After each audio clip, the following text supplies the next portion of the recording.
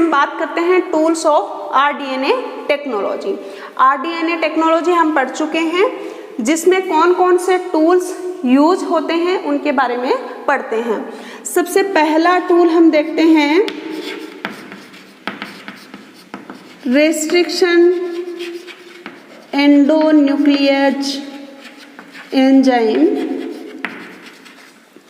इसे molecular scissor भी कहा जाता है, आणविक कैंची भी कहा जाता है। मोलिकुलर सीजर्स क्यों कहते हैं? क्योंकि ये जो डीएनए अणु है या मॉलिक्यूल है उसको कट करने का काम करता है कैंची की तरह, इसलिए इसे मोलिकुलर सीजर्स या आणविक कैंची कहते हैं। अब ये है एंडोन्यूक्लियेज। दो टाइप के न्यूक्लियेजेज होते हैं, एक एंडोन्यूक्लियेजेज और दूसरा एक्सोन्यूक्लियेजेज। एक्सोन्यूक्लियेजेज हैं वो डीएनए के जो एंड्स पे, टर्मिनल पे जो न्यूक्लियोटाइड्स होते हैं वहाँ पे कट लगाते हैं, जबकि एंडोन्यूक्लियेज हैं वो डीएनए में जो बीच बीच में न्यूक्लियोटाइड्स होते हैं उनके बीच में कट लगाने का काम करते हैं। ये रेस्ट्रिक्शन एंडोन्यूक्लियेज एंजाइम हैं वो बैक्टीरिया में मिलते हैं। अब बैक्टीरिया को मान लिया किसी वायरस है वो इन्फेक्ट कर रहा है तो उसका डीएनए अंदर जाएगा, तो ये बैक्टीरिया में जो रेस्ट्रिक्शन एंडोन्यूक्लियेज एंजाइम है वो वायरल डीएनए को कट कर देते हैं, उसकी ग्रोथ को रेस्ट्रिक्ट करते हैं। आप सोच रहे होंगे कि ये वायरल डीएनए को कट कर देते हैं तो बैक्टीरिया के अंदर जो बैक्टीरिया का खुद का डीएनए है उसको कट क्यों नहीं करते? क्योंकि बैक्टीरियल डीएनए है वो मिथाइलेटेड रहता है। मान लिया ये डीएनए है तो मिथाइलेज एंजाइम होता है वो क्या कर देता है, उस डीएनए पे मिथाइल ग्रुप जोड़ देता है, जिससे ये डीएनए है वो मॉलिक्यूलर सीजर्स या रेस्ट्रिक्शन एंडोन्यूक्लियेज एंजाइम से नहीं कट पाता। ये रेस्ट्रिक्शन एंडोन्यूक्लियेज एंजाइम है वो तीन टाइप के होते हैं, restriction endonuclease first, second and third. Mostly use होता है आरडीटी में सेकेंड। रेस्ट्रिक्शन एंडोन्यूक्लियेज फर्स्ट और थर्ड को फंक्शन करने के लिए एटीपी की ज़रूरत होती है, जबकि सेकेंड को एटीपी की ज़रूरत नहीं होती। और ये रेस्ट्रिक्शन एंडोन्यूक्लियेज एंजाइम जब भी डीएनए पे कट लगाते हैं तो उससे पहले इनकी एक रिकॉग्निशन साइट होती है, एक पहचान स्थल होता है, उसको पहले ये पहचान करते हैं, उसके बाद डीएनए पे कट लगाते हैं। तो ये फर्स्ट और जो थर्ड है रेस्ट्रिक्शन एंडोन्यूक्लियेज एंजाइम वो सबसे पहले उस पहचान स्थल की पहचान करते हैं और उसके बाद इस पहचान स्थल में कट नहीं लगाकर आरई फर्स्ट रेस्ट्रिक्शन एंडोन्यूक्लियेज फर्स्ट है वो इस रिकॉग्निशन साइट या पहचान स्थल से लगभग 100 बेस पे दूर जाकर के कट लगाता है न्यूक्लियोटाइड, जबकि आरई थर्ड है वो लगभग 20-25 न्यूक्लियोटाइड के बाद कट लगाता है, जबकि आरई सेकेंड है वो विद इन रिकॉग्निशन साइट या पहचान स्थल के बीच में कट लगाता है कहीं ना कहीं, तो मोस्टली ये यूज होता है।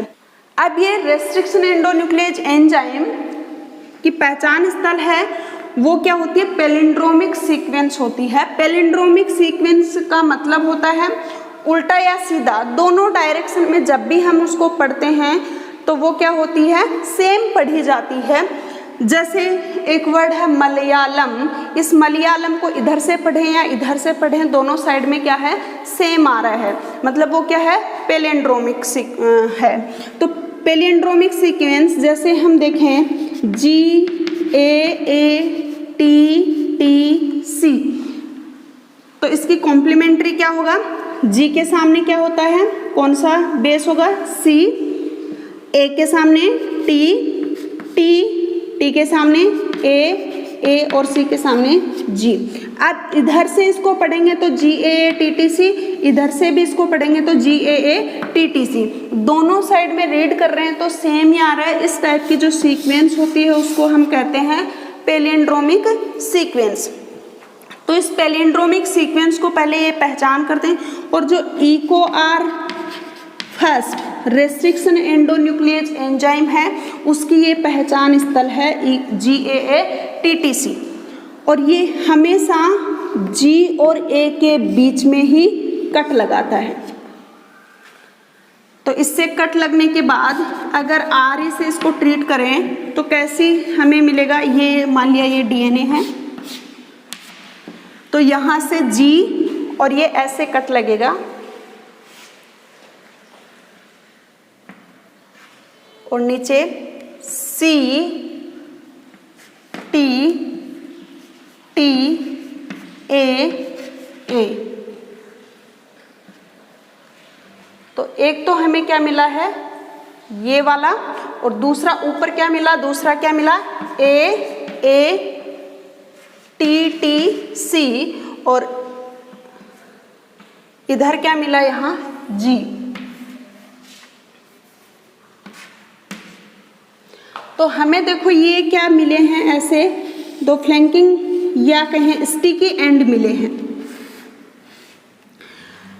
RE जब भी कट लगाते हैं तो दो टाइप के एंड मिलते हैं, एक मिलता है स्टिकी एंड और दूसरे मिलते हैं blunt and. Restriction endonuclease enzyme जब भी कट लगाते हैं तो दो टाइप के एंड मिलते हैं। मान लिया ये DNA है और अगर रेस्ट्रिक्शन एंडोन्यूक्लियस एंजाइम ऐसे कट लगा रहा है तो हमें कैसे एंड मिलेंगे, ब्लंट एंड। ऐसे एंड होते हैं उनको क्या कहते हैं, ब्लंट एंड। इनको जब भी हमें रिकम्बाइन करना है तो हमें किस में इनको कन्वर्ट करना पड़ेगा, स्टिकी एंड में, क्योंकि स्टिकी एंड है वो इजीली जुड़ जाते हैं। दूसरे अगर ये ऐसे कट लगाए रेस्ट्रिक्शन एंडोन्यूक्लियस एंजाइम, एक यहाँ और एक यहाँ, जैसे कि हमने इकोआर के केस में देखा है, तो ये ऐसे लगाएगा तो हमें कैसे खंड प्राप्त होंगे, ऐसे स्टिकी एंड प्राप्त होंगे। अब हम देखते हैं रेस्ट्रिक्शन एंडोन्यूक्लियस एंजाइम का नोमेनक्लेचर कैसे करते हैं। जैसे इकोआर फर्स्ट है, जब भी रेस्ट्रिक्शन एंडोन्यूक्लियस एंजाइम का नामकरण करते हैं तो जो सबसे पहला ये लेटर होता है वो जिस भी बैक्टीरिया से हम इसको आइसोलेट करते हैं उसके जीनस से नाम लेते हैं। जैसे ई है वो इकोलाई से आया, इस्चेरिचिया कोलाई जो बैक्टीरिया है उससे किया है इसको, तो इसका जीनस है वो ई से है, तो ये क्या लिया हमने ई। सेकेंड ये जो दो लेटर हैं वो उसकी स्पीसीज से लेते हैं, जैसे कोलाई। थर्ड है वो कौन से स्ट्रेन से इसको आइसोलेट किया है, जैसे R13 से लिया है तो R, और ये लास्ट ये रोमन में, रोमन नंबर में जो दिखता है ये इसका ऑर्डर होता है कि ये कौन से नंबर पे कौन से ऑर्डर पे इसको आइसोलेट किया गया है। अब हम दूसरा टूल देखते हैं, DNA लाइगेज। DNA लाइगेज को हम मोलिकुलर ग्लू भी कहते हैं, क्योंकि DNA लाइगेज है वो DNA खंडों को जोड़ने का काम करता है। जैसे ग्लू होता है, गम होता है, गोंद होता है, वैसे DNA लाइगेज मोलिकुलर ग्लू, जैसे ग्लू है वो चीज़ों को चिपकाने के काम आता है, वैसे ही ये मॉलिक्यूल्स को या DNA खंडों को जोड़ने का काम करता है, इसलिए इसे मॉलिक्यूलर ग्लू भी कहते हैं। जैसे हमने देखा था RDT में डिजायर DNA को और वेक्टर को, दोनों को जब हम दोनों से काइमेरिक DNA बनाते हैं जोड़ करके, तो कौन से एंजाइम से उनको जोड़ते हैं, DNA लाइगेज से। तीसरा है होस्ट सेल। अब ये होस्ट सेल है वो हम बैक्टीरियल सेल भी ले सकते हैं, जैसे इकोलाई है, बेसिलस सबटिलस है, तो बैक्टीरियल सेल ले सकते हैं। फंगल सेल भी ले सकते हैं, मेमेलियन सेल है जैसे oocyte है वो भी ले सकते हैं, और प्लांट सेल भी ले सकते हैं। तो ये क्या हो गई, होस्ट सेल। क्लोनिंग करने के लिए जरूरत पड़ती है। चौथा है जीन ट्रांसफर टेक्निक। हमें ये होस्ट सेल में उस काइमेरिक DNA को इंट्रोड्यूस करने के लिए या उस जीन को ट्रांसफर करने के लिए कुछ टेक्निक्स काम में लेते हैं, जैसे ट्रांसडक्शन हम पढ़ चुके हैं, ट्रांसफॉर्मेशन भी हो सकता है,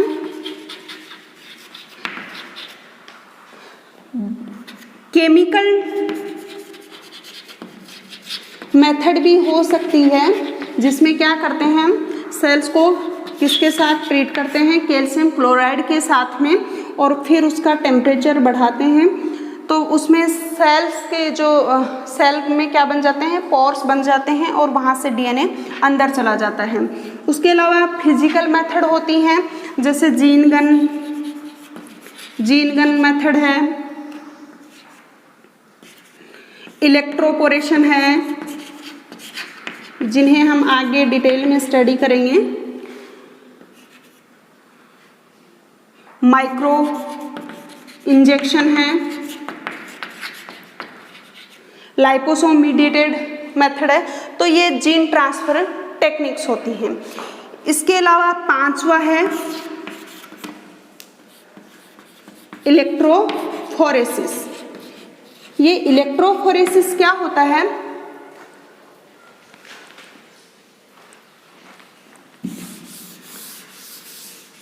ये एक टूल है जिसमें हम डीएनए खंडों को रेस्ट्रिक्शन एंडोन्यूक्लियस एंजाइम से कट करने के बाद में उनकी मॉलिक्यूलर साइज के बेसिस पे सेपरेट करते हैं। जैसे इसमें एक ये ट्रे होती है, इस ट्रे में हम एगेरोज जेल ले लेते हैं।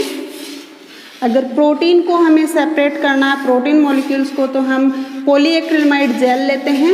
अगर डीएनए कर रहे हैं तो हम क्या लेंगे, एगेरोज जेल।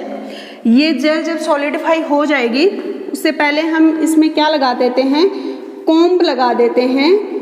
एक प्लास्टिक का कोम्ब होता है, उसको इसमें लगा देते हैं और इसको सॉलिडिफाई होने के लिए छोड़ देते हैं। जब ये सॉलिडिफाई हो जाएगी, जम जाएगी ये जेल, तो इस कोम्ब को हटा लेंगे तो इसमें ये ऐसे वेल्स बन जाएंगे, कीप बन जाएंगे। और अब माइक्रोपिपेट की सहायता से हमने जो डिजायर्ड डीएनए को आइसोलेट किया था, उसको रेस्ट्रिक्शन एंडोन्यूक्लियस एंजाइम से ट्रीट करने के बाद क्या करेंगे, उसको निकालेंगे, माइक्रोपिपेट से लेंगे और इन वेल्स में डाल देंगे और इसे हम इलेक्ट्रिक फील्ड से जोड़ते हैं। ये इसका पॉजिटिव एंड है और ये इसका नेगेटिव। डीएनए पे कौन सा चार्ज होता है, नेगेटिवली चार्ज होता है डीएनए फॉस्फेट ग्रुप के कारण। तो डीएनए खुद नेगेटिवली चार्ज है फॉस्फेट PO4 3- के कारण, तो वो मूव करेगा इलेक्ट्रिक फील्ड के इस क्षेत्र में। तो वो क्या करेगा, किधर मूव करेगा, खुद नेगेटिव है तो पॉजिटिव की एनोड की तरफ। तो यहाँ से ये डीएनए खंड जो हैं वो इस जेल में पोर साइज है जेल की बड़ी होती है, तो यहाँ से निकल जाएगी। अब ये जिनकी साइज है वो छोटी होगी, वो डीएनए खंड हैं वो जल्दी नीचे आ जाएंगे, और जिनकी साइज बड़ी है वो डीएनए खंड क्या रहेंगे, ऊपर रहेंगे।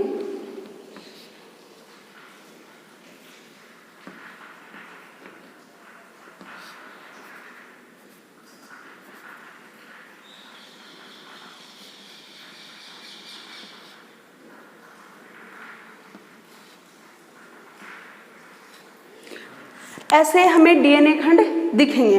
अब हम नाइट्रोसेलुलोज एक फिल्म होती है उसको इसके ऊपर चिपकाएंगे और सदर्न ब्लोटिंग टेक्निक से ये क्या हो जाएंगे, उस पर ट्रांसफ़र हो जाएंगे और हम इनको ऑटो रेडियोग्राफी की सहायता से क्या कर लेंगे, हमें इसकी पहचान हो जाएगी और हम इन्हें सेपरेट कर लेंगे। तो ये इलेक्ट्रोफोरेसिस काम में लेते हैं। 6th टेक्निक है PCR। PCR क्या होती है उसको हम आगे डिटेल में पढ़ेंगे। PCR को एक होती है जीनोमिक लाइब्रेरी,